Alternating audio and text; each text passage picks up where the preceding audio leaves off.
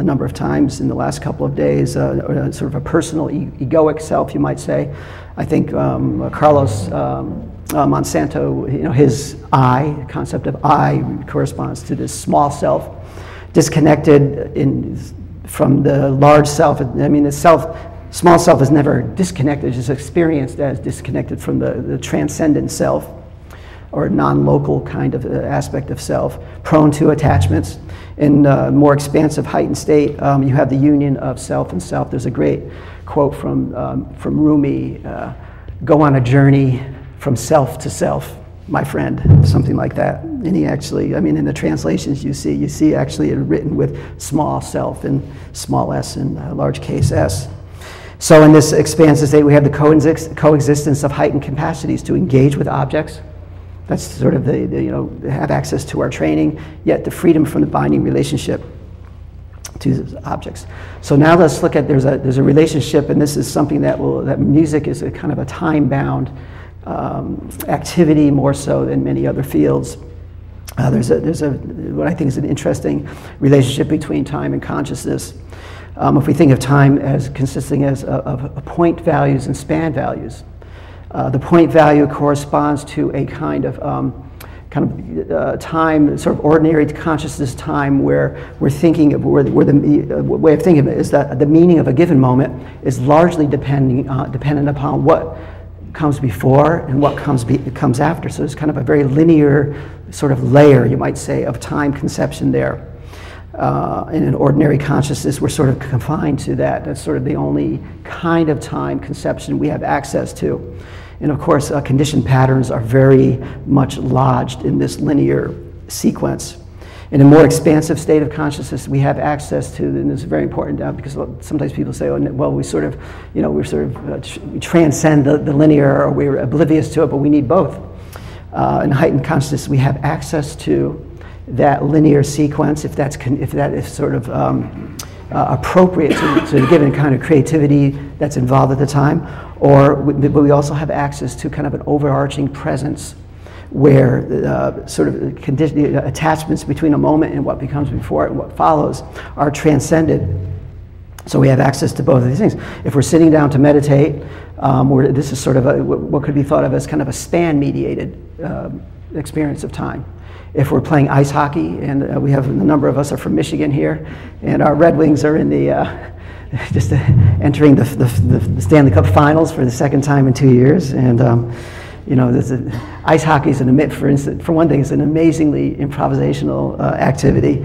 I mean, and that you might call that a point-mediated conception of time, where you have this incredibly high density information flow in any given moment of time, say as measured by the clock. Ice hockey is amazing. So when your team is ahead with, you know, the last, not to get too much off on this, but in the final game in the Anaheim series, which is very tough, we had 4.7 seconds on the clock with a face-off just outside our you know, we're ahead by 1. 4.7 seconds in ice hockey is an eternity in terms of, especially when your team's just ahead by 1, in terms of what could happen. And but anyway, it's a point-mediated experience of time that can lead to a span, sort of that integration of point and span at the same time. And then we can go into this in music. I'm going to try to keep this going a little bit because we're behind here. I have a model that came out about 10 years ago that distinguishes sort of between improvisatory time conception and composed music time conception. Now, it's important to emphasize that these are both pathways to transcendence. Is misunderstood as something that the improvisatory is sort of the, even though it involves kind of a surface nonlinearity, and the composition involves a surface linearity. Both of these can expand, and they're according to their respective modes of time, to this expansive state. And I think I'm just going to kind of leave that for now, except to say that in both pathways, you know, temporal pathways to transcendence, we have conditioned patterns, conditioned attachments manifest in different ways.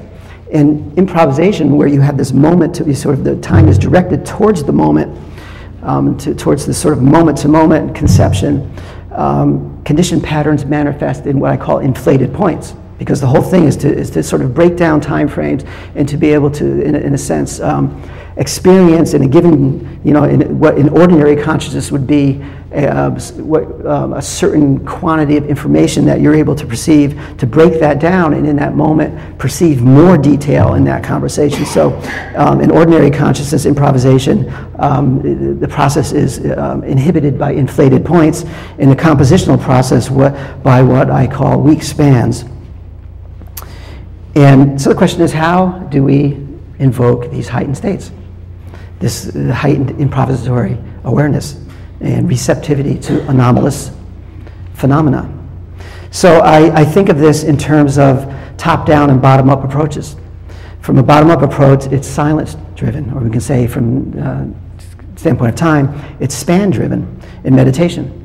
In meditation, our sort of the strategy is to experience this expansive state of silence and awareness that we withdraw from sort of the engagement with objects.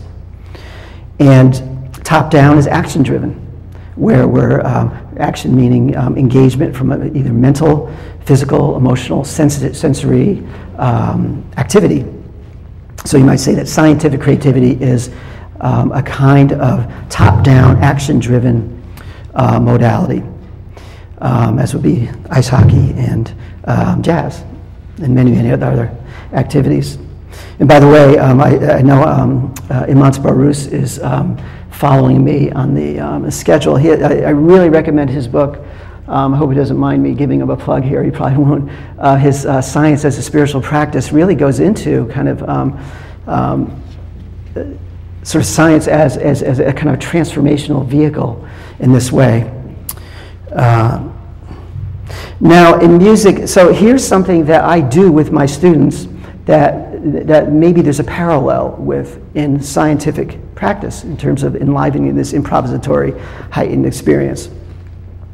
The theorist Leonard Meyer categorized basic musical elements in terms of what he called syntactic and non-syntactic elements. Syntactic elements were harmony, melody, and rhythm. And non-syntactic elements are sort of what you might call the raw materials of sound as manifested music, that density and dynamics, a variety of loud and soft, high and low. He had originally called these statistical parameters. And what I do is I have my students create improvisations using, I have them step back from the syntactic realm, because the syntactic realm is where our assumptions are lodged. And I think there is, even if it's kind of a loose connection, there's got to be something in different fields where you have sort of configurations of materials in which your assumptions are lodged. And if we can step back from this, in what I'm calling the non-syntactic realm, that might help us. That might be the first step in helping us to sort of look. Then you sort of look back. You step beyond the syntactic. You look back at it with sort of fresh eyes. So I have my students create improvisations. I say, forget about the key. Forget about what style of music it's in. Just I'll say, create a piece of music that has, for instance, a variety in density. That means a variety of like really sparse, low dense passages and really high, intense, a lot of note activity. And what this does is it makes them dig into their musical reservoir in a very, very different way and just deal with sort of a fresher, kind of more spontaneous way of processing information. And then there are syntactic things that come out as a byproduct. So they're actually re-entering the syntactic realm, but from a very different vantage point. So the question is, can we identify syntactic and non-syntactic parameters in science? And I kind of, this is a subject for further discussion. I would look forward to people having ideas about this. I was thinking of some of the controversial issues that have been raised. I'm just, in the SSE journal, Henry Bauer's work with the HIV issues, plate tectonics. Somebody gave a paper a couple of years ago on the second law, and sort of alternatives to things that seem to be unassailable.